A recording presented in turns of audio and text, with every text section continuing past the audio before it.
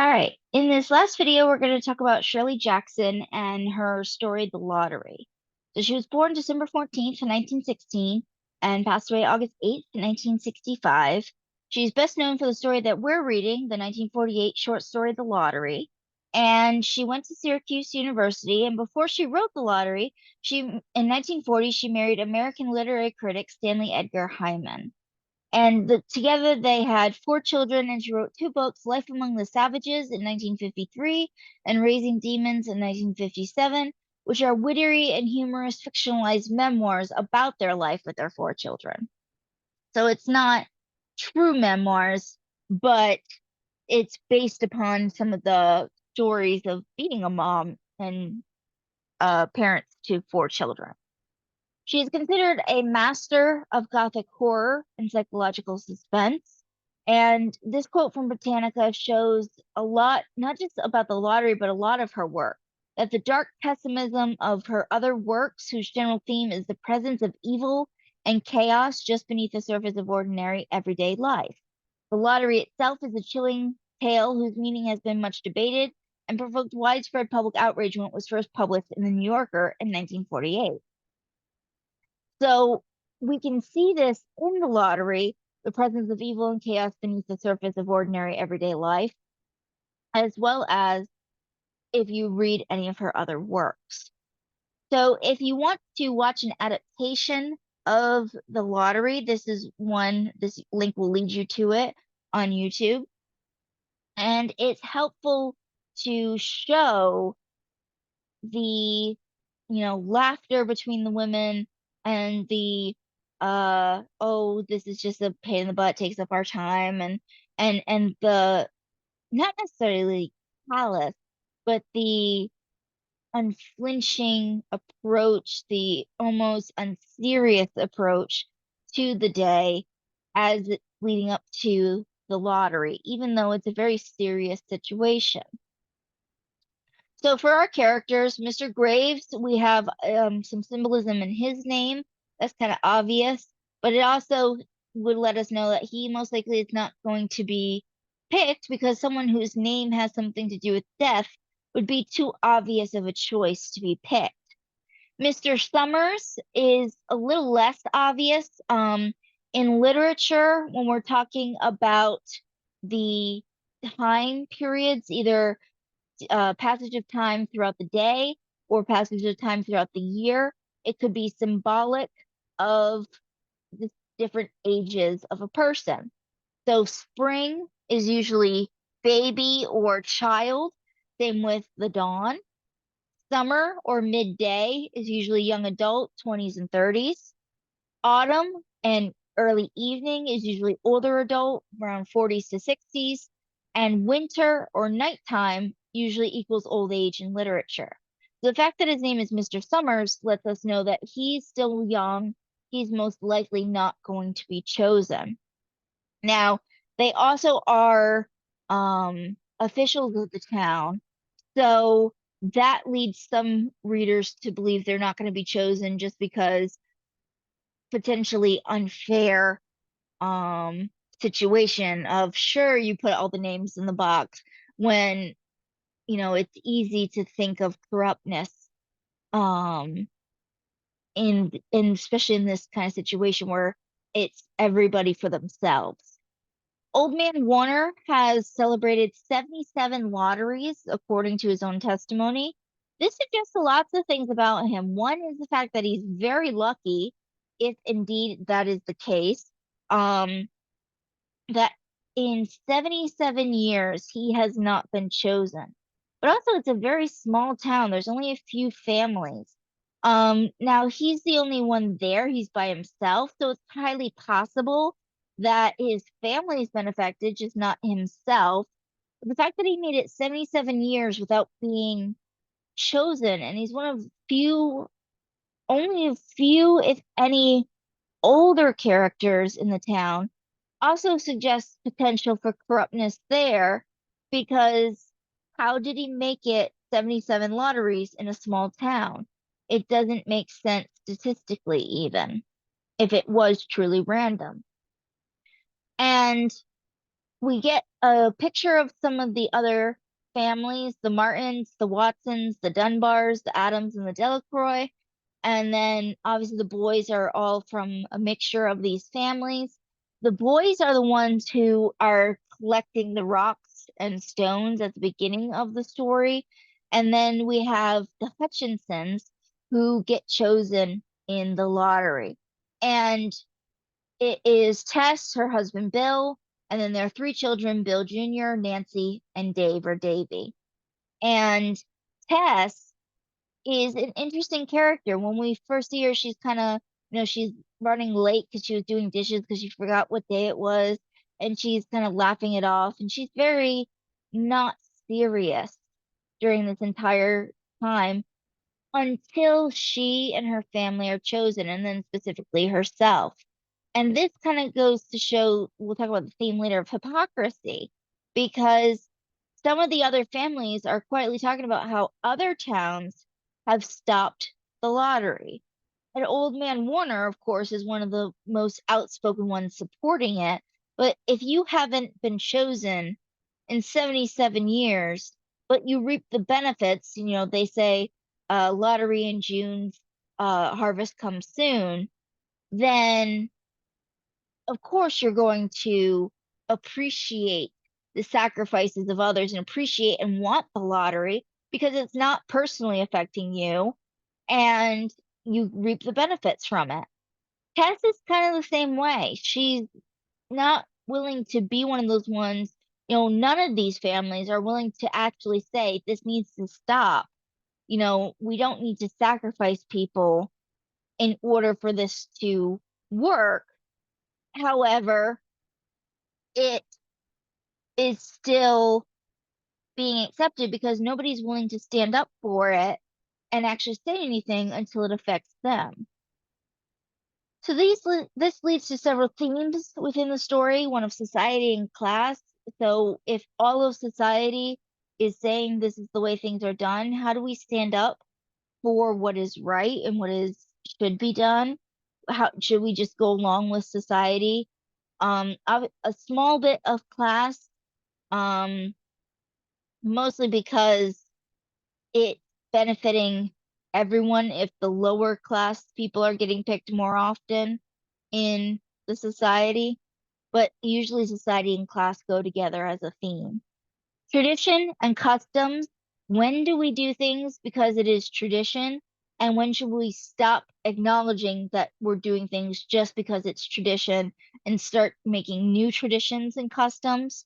Um, the tradition itself of the lottery goes back way ages, and we'll talk about that with the symbolism. Like I said, there's a theme of hypocrisy, of the fact that Tess and any of the other, it doesn't matter if it was Tess Hutchinson or any of the rest of her family who had been chosen, doesn't matter if it was one of the other families that were chosen, they weren't willing to speak up about potentially stopping it until themselves, they themselves were affected by it. So Tess says it needs to be redrawn. It wasn't fair. And she keeps repeating, it's not fair, it's not fair, it's not fair. But she clearly wasn't the one to say that it wasn't fair the previous year when someone else was affected. And they just keep letting it happen. There's also obviously a theme of family because family is a part of the story. So that automatically makes it one of the themes. But in this particular case, it's really hard to have familial connections if there's a chance that every year you're going to lose someone. How do you get attached to people? You can see this a little bit in the fact of in the story, Bill and the three children are not very much attached. They're not trying to protect Tessie either, no more so than any of the other family members. I mean, they even, hand the stones to the youngest child because, you know, it's just simply what is done.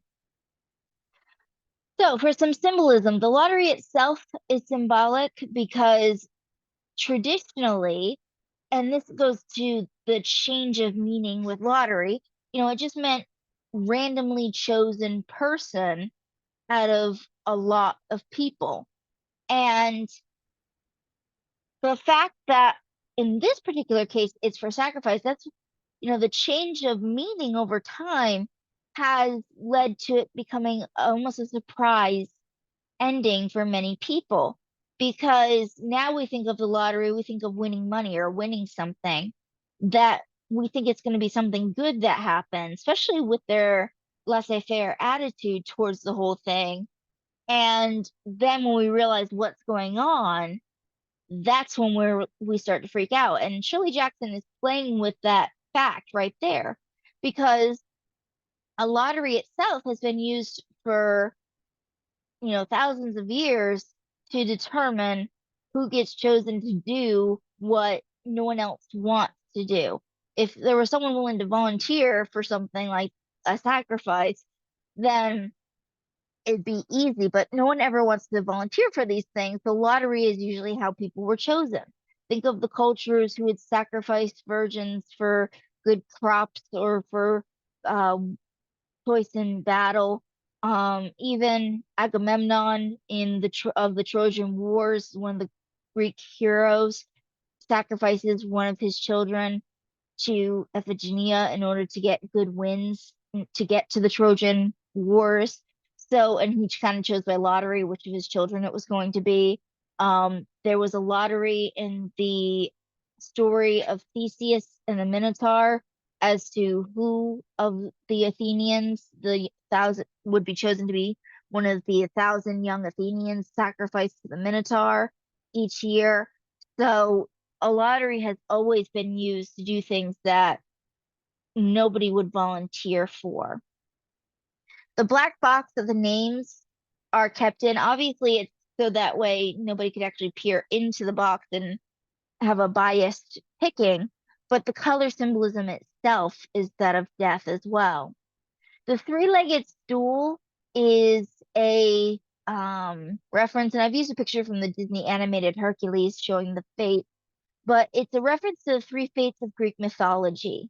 They are three sisters. They usually appear in the underworld working with Thanatos, the god of death, not Hades. Hades is king of the dead, but he is not the god of death. That would be Thanatos.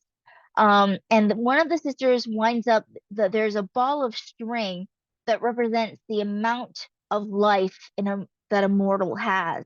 And one of the sisters winds the ball of string that represents that life.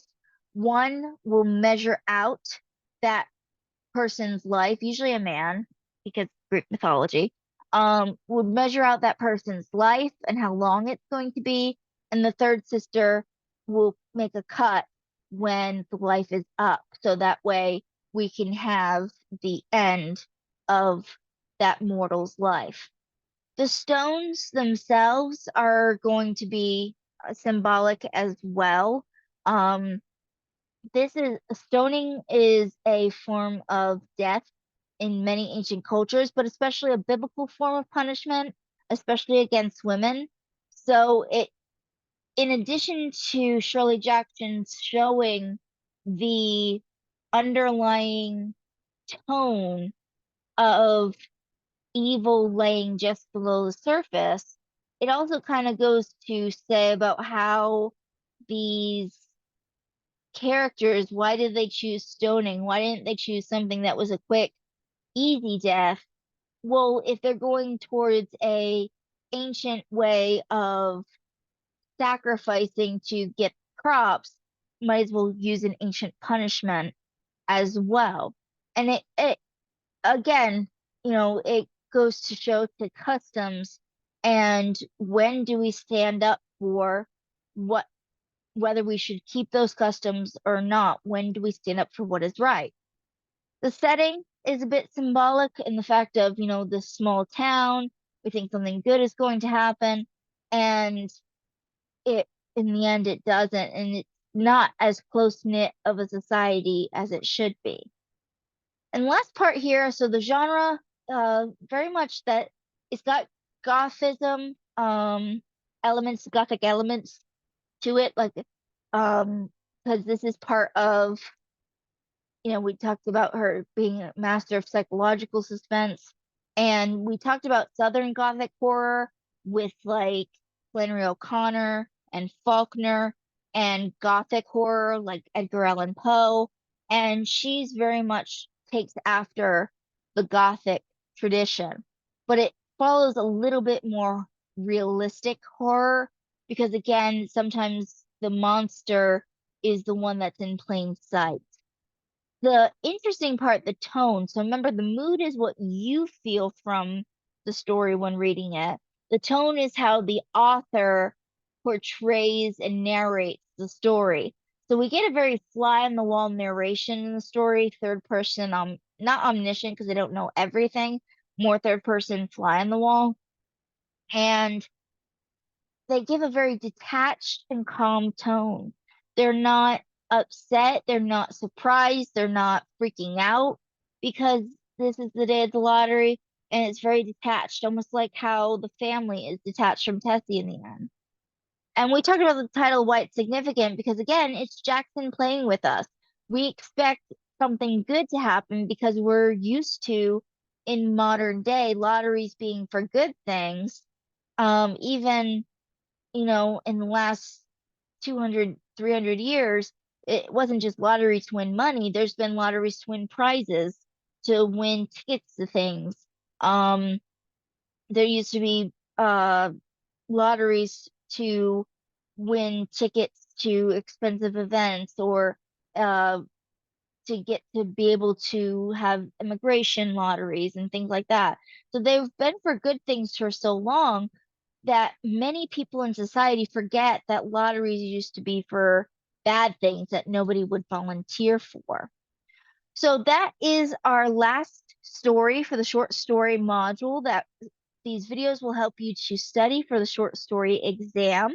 And I will have a short video up next on what to do for the short story essay that will be due. And what basically you'll be doing is picking one of these stories that we've gone over in the short story module and making some kind of argument about it. You can then either compare and contrast in your argument against another story we've studied, or just focus on one story and pull into it deeply. But I'll go over the specifics for the paper in the next video. All right, hope you have a good one.